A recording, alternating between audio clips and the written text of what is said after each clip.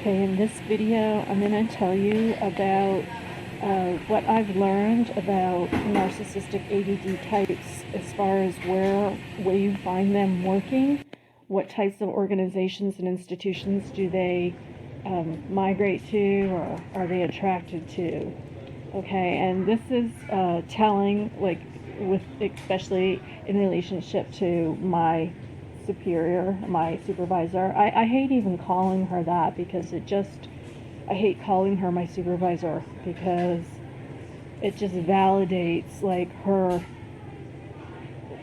like the power that she had over me in a way that it's just so negative to me, like on a personal level, like I didn't feel that she was like a superior to me in any real sort of way. She might have been like a little bit more smarter than me, especially with numbers and financial things and that sort of thing. Like she was an MBA and I'm more of an arts and humanities type person. Okay, like I did not do really well in some of my college math classes. Okay, it was hard for me, but I haven't, in my defense, I didn't do well in it in high school. I didn't pursue it.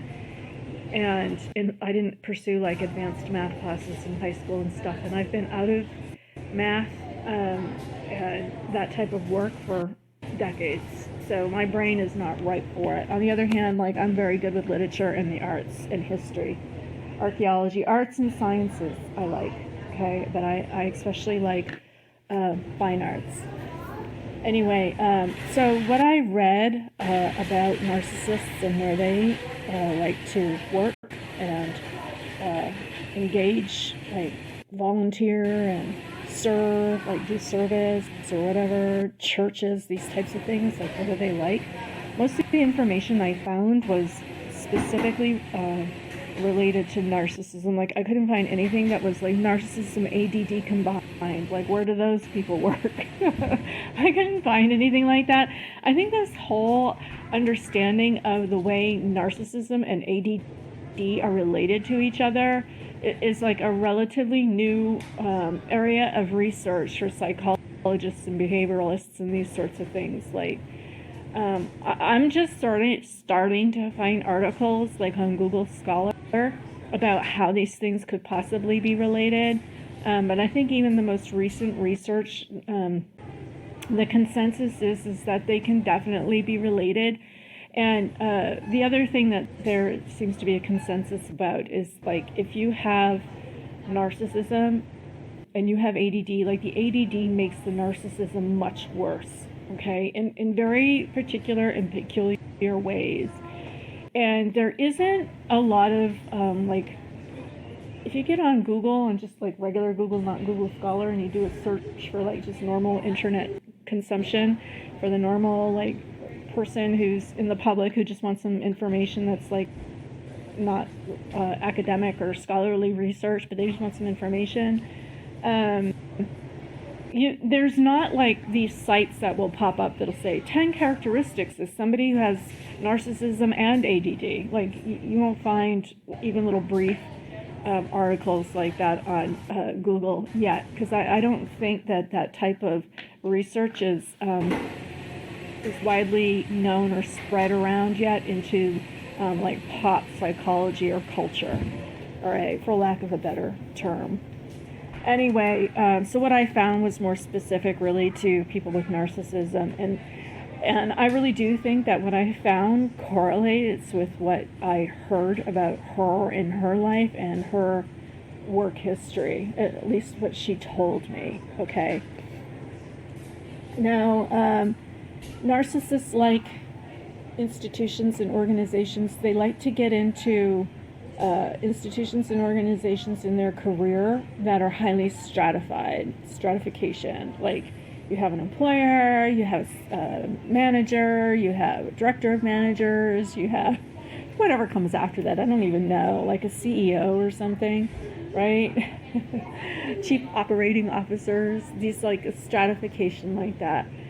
They also, so for this reason, they'll often choose careers like to go into the military, where you go in and you're like, I don't know, like first you go to that like 4 years of training or whatever. Like first you go to the boot camp, then you go to 4 years of like basic military training. Like this is what my sibling did, who was in the military. Like it was 4 years of training, and then they, like you get stationed somewhere, and then like you train for a career. And like I've known people in my family who served in the military like 20 years or whatever, and then they retire. Okay, and then so in the military, it's really if you even have half a brain on your head and you show up and you're neat and you take orders and you're not like a jerk and like fighting every type of system or constraint that's put on you, like if you go with, follow directions and do as you're told, and if you're able to manage other people to tell idiots what to do, then you can get promoted in the military to the next rank. And if you don't get promoted, it's more or less like there's something really quite lacking in your, and I hate to say it, but there's probably something lacking in your IQ, or either that or in your work ethic, okay? For that reason, they do a lot of like IQ testing and everything to be able to serve in the military. And once you are in, they go out of their way to try to figure out what your strengths and weaknesses are and place you in a field that you can excel in, okay? So it's like, actually the military is a really good deal. Like they'll put you through college and stuff, like help you get a house loan and everything, like really good insurance benefits and education benefits too, after whatever. Then the kids are always taken care of, like they always get benefits and everything, Anyway, in the case of my supervisor, before she went into higher ed, she was in the military. And I don't want to say like what branch she served in, because it's like I need to stay anonymous in these videos, because otherwise I could easily get fired for, talking about this sort of thing and like being negative about higher ed and the types of people who work in higher ed, okay?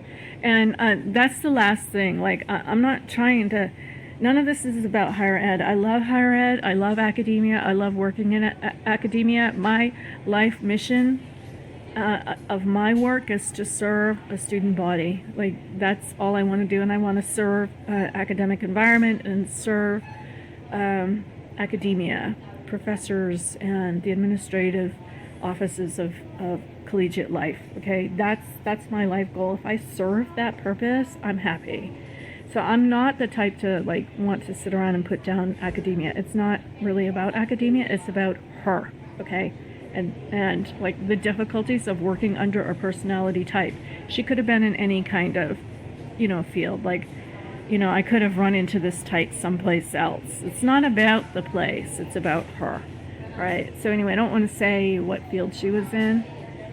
But anyway, she was in the military, and I think she was like, I don't know, but she managed to get up pretty high in rank. Like, she probably got promoted to like major ranks like 4 times at least, like whatever you could be if you got like some kind of captain or something, And so I'm like, well, what did you do in the military? Like, she did logistics and supply chain management, and I guess she did really well, like I can see her taking orders and I can see her giving orders, and I can see her just really kind of thriving in that environment where you have to perform, say, and do things in a very particular way, like politically and socially, okay? Like she wasn't oblivious to that kind of cultural expectation of performance in the workplace. She wasn't oblivious to those kinds of things. Of course, she didn't treat people who were not at her level of management fairly, I would say. And sometimes, like, we all sort of do this, like when she and I would, sometimes be friendly or just talking or getting along or whatever, she would tell me, well, this person's not good at their job, or that person, or this person's weak in this area, and they really were like desperate to hire somebody, and like this person's not that great, and it would be somebody in her field or at her level of management. that wasn't an all the time thing with her. For the most part, she put down people who were below her, and she brown-nosed people above her. Like in the entire time that I worked with her, I had, like I said, I had many professor friends that I served, helped them. And I would, part of my job required that I deal with, run in and help professors and train them in these sorts of things throughout the course of the day. So I would maybe have like 3 or 4 meetings a day with different professors, and let's say there were 40 professors that I was working with, like over the course of 2 years, so I would rotate, like helping them. And I got to know a few of them really well, and a couple of them, like I'm a single woman, a couple of the male professors I made good friends with, and I even went out, like, I wouldn't say I was dating, but we went out and did things on the town together. One of my professor friends is I used to see him at the gym all the time, so that was like something we had in common. Okay, so that's more like what I mean, not dating, but like things outside of work that you share in common, that you see that person and you get to talk to them. And I told him like some of the stuff that was going on, and at first he said, "Oh, I can see that. Yeah, I can see how she would be that way." He's like, well, because I asked him, like, "Can I come work in your department? Like, I really need to get out of this job." And I could tell, like, he really admired me and had respect for me and understood, like, where my talents were and the types of things I could do. I did help him with some of his course design and management and these types of things. And he knew my resume. We were friends on LinkedIn. So I felt like I could, and we were friends, and we were friendly. So I felt like this was the person that I could go to and say, "Can you help me? Like, get out of this job and I'll come work in your department. Like, I'm desperate, or I wouldn't ask you." And he would say, "Well, why are you desperate?" And I said, I can't stand working for this woman. She's micromanaging my every move. Like, if I'm over here talking to you for more than 5 minutes or what she wants me to be, she'll start texting me like incessantly, like every 2 minutes, to get back. And there was no need to be that way. Like, there's not people standing in a queue waiting for me to serve them. There's no problem that needed like immediate attention, or else, a whole system would fail to launch, There was nothing like that. Everything that I did during the day, I could have timed and managed on my own, and like, if something important came up, I would, that was a priority, I could take care of it right then and there. If there were things that were, I had to get done over the course of the semester, I could move those to a time when I wasn't that busy. Do you see what I mean? Like, there was a lot of flexibility. So there was no reason for her to be that way, other than like, she just wanted to control my time and my physical, being and presence wherever I was on the campus, right? And so he would say, "Oh yeah, okay, I can see that. I can see that about her," And I said, she really treats me like I can't think, and she is micromanaging me, and she's overbearing, and she's controlling. And I didn't tell him the other things, like she drives me crazy, like she's eating at her desk all day long, like all day, like she never stops eating. When she's not eating, she's biting her nails. She stinks. She just has weird personality things that drive me crazy. Like, I need to get away from her. I didn't even tell him those kinds of things. But anyway, at first he like sort of related to me. Like, he said he could relate to my experience. And then after a while, like, I asked him another time by email, like 5 months later. I'm like, "Please, I am so desperate. Is there something open? I'll do anything in your department." Like, and there isn't anything in his department as an admin that I couldn't do. I could have done anything. Like, I could have done graduate advising. I could have done marketing and outreach. I could have done, secretary, whatever. Like, I could have wrote up all of his catalogs for him. I could have done course management for him. I could have done assessment for him. I could have done evaluations for him, anything. Like, so I'm like, I'll take anything, And he didn't even respond to that email. And I don't know if he was just busy, or if he felt like I was like maybe asking too much and like taking advantage of our acquaintanceship or friendship in a way that was not fair, like in a work environment. Like you shouldn't like nosy up to somebody and be like a part of a good old boys club and then go, okay, get me in your department. Like you shouldn't do those kinds of things. And I know that was not like particularly right of me to do, but in a desperate situation, like I was desperate. And it wasn't like I didn't have qualifications. I had more qualifications than, any kind of job there that he could have given me, I would have been overly qualified for. But he didn't respond, okay? And then when I finally did find this other job and I told him that I was leaving, all of a sudden, like, he was all attentive and asking me about what happened in my position and why I was unhappy and why I felt I was leaving and, what was I going to do next? And, like, to me, it's like, well, like he was sorry that he hadn't taken advantage of the opportunity to employ me when he had the chance. You know what I mean? And, whatever, it is what it is. And I went out with him and everything afterwards for a lunch and stuff. But so I started telling him at that lunch, like the things that I had gone through, like there were abuses that I haven't even started to talk about in these videos, but I will.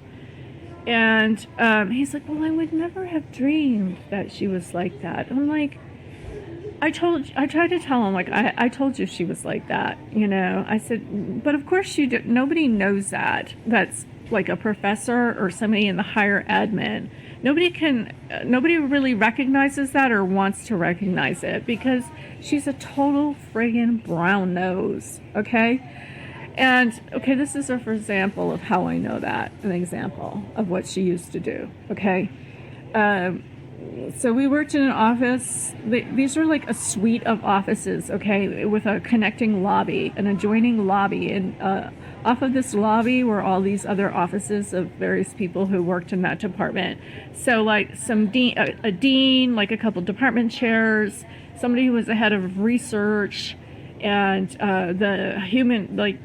the financial manager for the department, okay. And that financial manager, I don't know, like how somehow she was also like part of HR. Like maybe she did the HR financial management aspect for the department that I worked in. I'm not really sure exactly how her role was HR, but she was definitely ahead of all the financial stuff. And I know too that she also approved people's raises or disapproved them. And somebody had told me once that she managed, her and another couple of women who didn't like one of the guys down in IT, managed to get him demoted, and he's a pretty good guy, and perfectly capable of what he was doing in IT. And somehow, like, he ended up getting back into IT.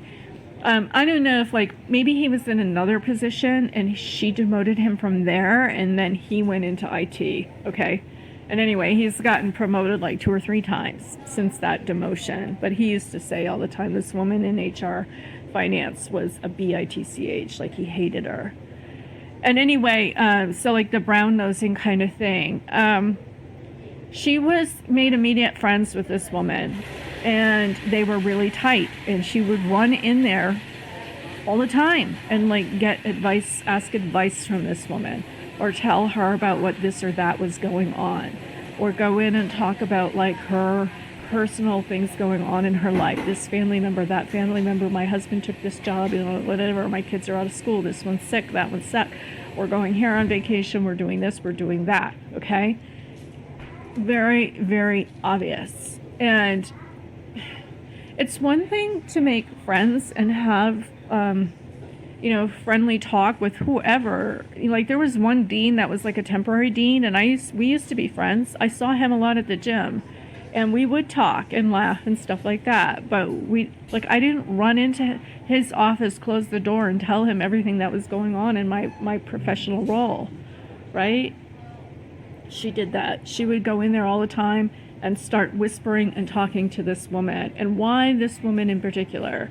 Like, she didn't do that with all of the different, it was just something between the two of them. Like, it was very brown-nosed to me. That's what it seemed like.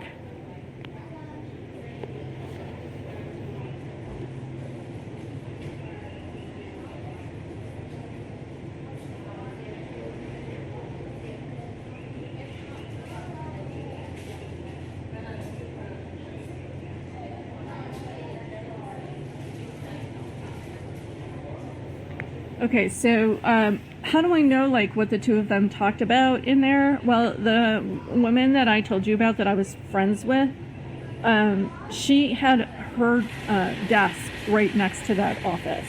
Okay, so she would tell me that that was what was going on. Like that office was maybe, 100, maybe 200 feet from my office. It was across the lobby.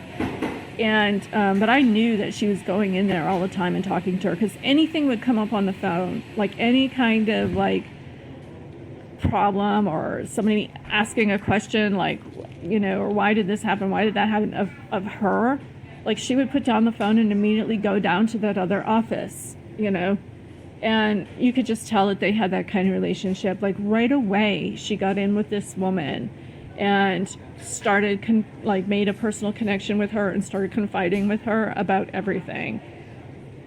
And I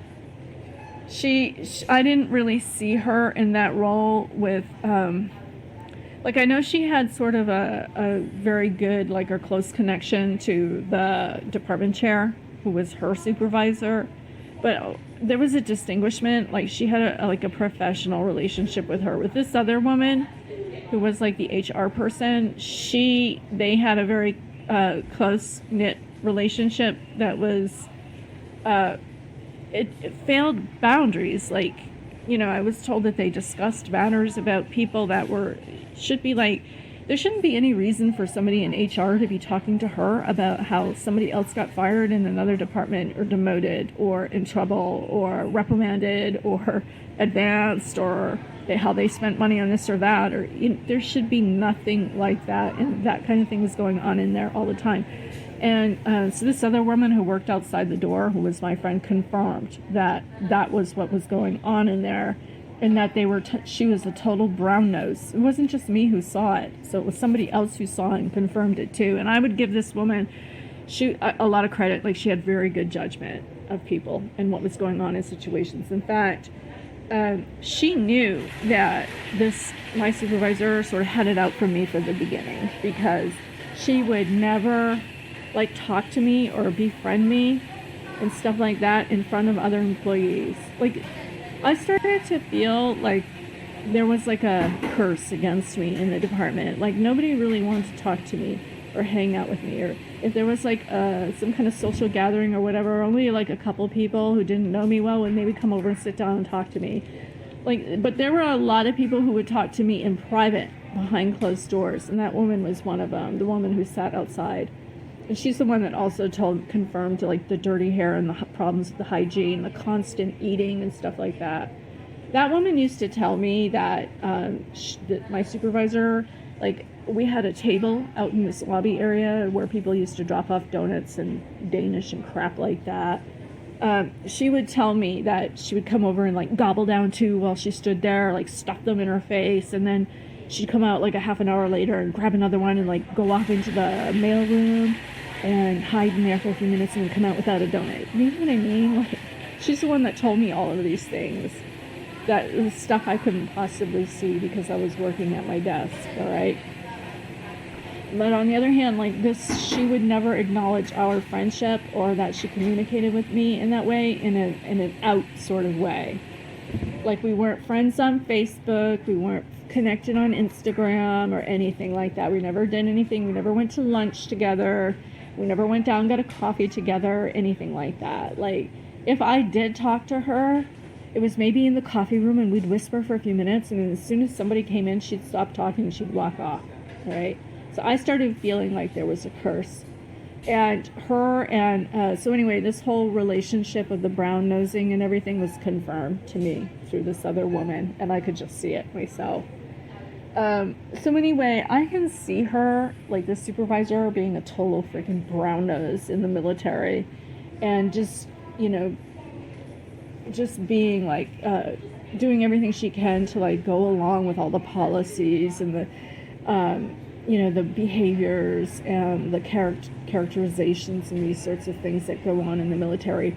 And if you do a search out on the Google, you'll see what are the types of jobs or environments narcissists gravitate to. They'll always say military, because it has all that ranks. And what they want to do is climb up those ranks.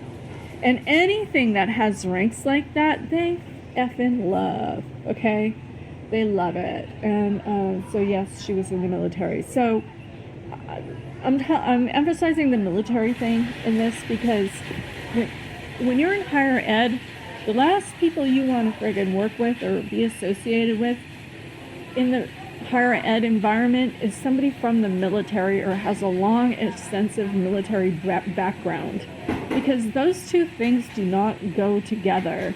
Like college and university life and academia, it should not be militarized. It should not be run like a military complex or establishment or whatever. It's a place of intellectual growth and development and self-examination and self-determination. It is not a place where military rule is going to create a lot of success for people who are participating and trying to grow and develop in that environment, right? Also, college life and academia and university should be a place of freedom of self-expression, not like a place where everybody, like not a place of uniform, right? Uniform dress, behavior, attitude, and action. It's just not like, it should not be that way, and it doesn't work well there. And most people who work in higher ed do not come from a military background because it's just two totally different mindsets. So if you do go into an interview and you have some question about the type of person that you're going to be working with, try to find out if they have a military background. And I promise you, if they have a military background, particularly if they were in it for a long time and they're retired and then went into higher ed, you don't want to work for them, because they're going to try to run you like you're somebody underneath them that they are in charge of, like a sergeant, like a drill master, okay? And they have anybody who was military in our college, okay, so there are colleges and a university. I was in one particular college. All those people who were in the military, who worked there, so truthfully, like, there's probably, I don't know, there's like 5 or 6 different colleges in that, like small schools or majors in that college. And so probably altogether, there was like maybe 40 or 50 people who were like deans, department chairs, and heads of administration, right? And of those people, only a small fraction were ex-military. But those who were, like, they clicked together and they were in positions of management and supervision over other people. And I can tell you, they made the people who worked under them miserable. And they acted like it was like the military, you know, and they disciplined like it was a military environment. And they talked to people who worked under them as if they should hear the same type of rhetoric and reinforcement of behaviors as would be dished out in a military environment, okay? Not in an academic environment, all right? It's kind of hard for me to, you know, I'm probably not very good at explaining this or articulating this very well, but there are 2 different types of demeanors that would characterize higher ed and distinguish it from the military. They are very different. Like, the cultures are very different, okay? Now, there are these levels of management that happen in higher ed, the same as what happens in the military. And so if you do go back and you do that search on Google, where are the types of places that narcissists like to work, one of the places they'll say is higher ed. Why is that? Well, because you can go from a secretary to a business admin person, you know, let them pay for your degree, which is similar to what goes on in the military, and get a master's and then move up the rank. You see what I see? Like, you get a high-ranking admin position, you can go into, you know, then from there you can go work at the registrar's office. You just see what I'm saying? Like, of course you can be a professor, but that's usually like you go to college and you get like an 8-year degree, you get a PhD, and then you start teaching while you're in college, you become a professor. It's not like you go through like these different ranks of service, right? But outside of like the professors, everybody who works at the university can go through a rank system, and you can move up a ladder, right? So you can go from associate dean to dean type of thing, right? And even if you don't have to have a PhD to go up that ladder of administrative supervision to where like you're a dean or associate dean. It's most of the time I have to say you do need to go up have a PhD, but you at least have to have a master's. But it's not all the time, and it is possible to get into those higher positions in education, higher ed, without a PhD. All right. And there's many opportunities. There's many different types of titles that are indicative of this rank system, right? So like I was a program manager. If I were to get promoted, I could then be the director of the program. You see what I'm saying? Like I worked under a director. And she could, after being a director, like she could be a director of all of the different campuses type of thing. All right. So they like higher education. There are a lot of narcissists. And if you, in higher ed, and if you get into a weird major, like I was in, like School of Fine and Performing Arts at one time, you will, like these kinds of things, the professors, a lot of them are narcissists, like they're crazy, okay? They're highly talented, they're wicked smart, they're very accomplished, they write books, they publish, they are public intellectuals, and they're public speakers. They do a lot in the public eye to like put their intellect and their accomplishments on display. Like so it's rampant in amongst professors as well, especially those professors who have a public image. Okay. So those are where in academia you'll find your narcissists, right? And, if you're going to get a PhD in a program, I really try to recommend to people that you find out a lot about the faculty staff before you ask somebody to serve on your committee or to be your chair. Like, find out, because if you get a narcissist on your chair, you're going to lose like 10 years of your life, and you're going to end up in an institution. I swear to God, because they will make you crazy while you are working and suffering and struggling and crying and pulling your hair out through a PhD program. And probably you won't even get through it if they're a narcissist. Right? That's a truth bomb for you. Okay. Other types of positions, all right, they love church. They love church life. This is so funny. Why? Because church life is about controlling other people. Telling other people what they can fucking do and what they can't do. Like giving your blessing to somebody, telling them what morals they should have, how they should act, whether or not they can participate, whether or not they're excommunicated, whether they're punished, like what kinds of things can they do in their personal life, like directing them. And you're like sort of providing them with a spiritual education. Like it's about controlling other people and telling them how to live, okay? And I'm sure that there's a better way to describe that about church and religious life, but I don't really participate in a structured system of religion, like what would you call it? Like, I guess structured religion. I just don't participate in it. I am like a Christian, I identify as a Christian, but I don't go to organized religion. That's what it is. I don't attend a church regularly, and I'm not in an organized religion.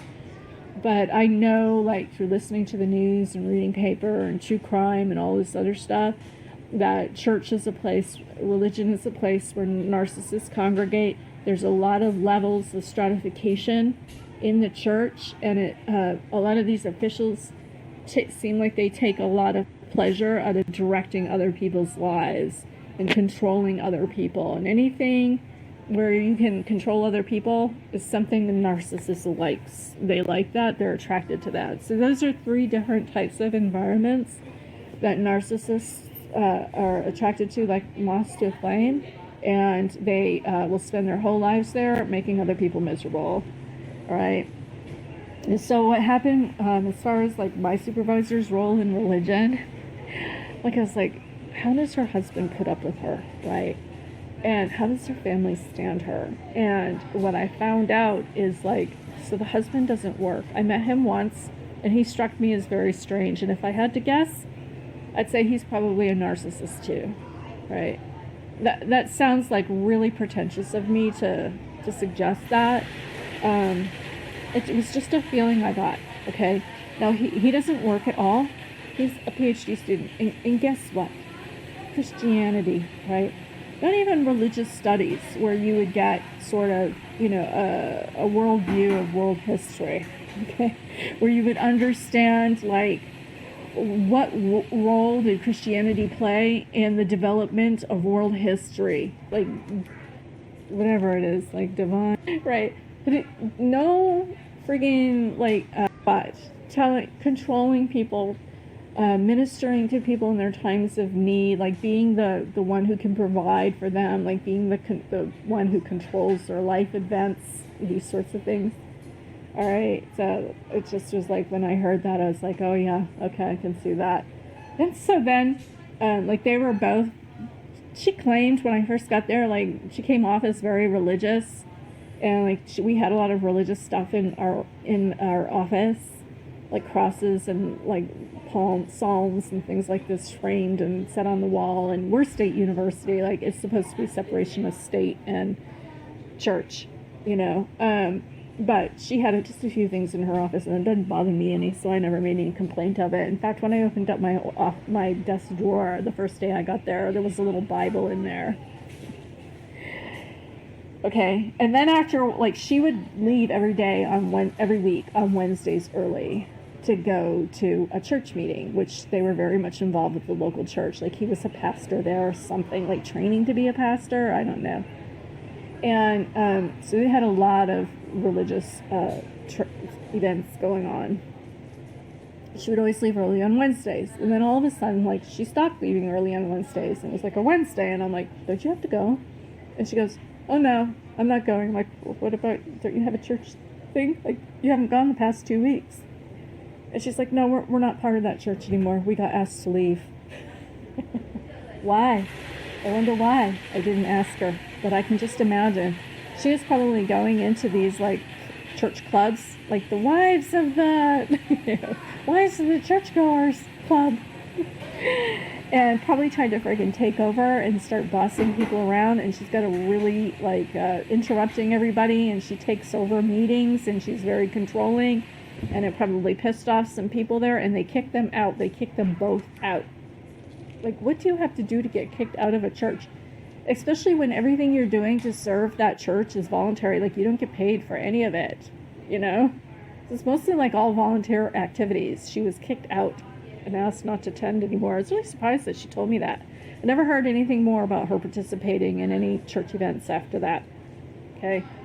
Now, the other thing that's really, in the next video, I'll talk some more about her controlling, her need to control everything, okay? I talked a little bit about her controlling my time and my presence and where I was, my physical location and the work that I was doing, and all of these things. But I could see, too, that it wasn't just me. It was also, she's very controlling of everybody that was in her life, like her kids and her family and the activities they did and everything else. Like, she was the one that controlled everything. And she couldn't for 5 seconds let her kids have any independence or control of their own life. I'll talk to you about that in the next video. Bye.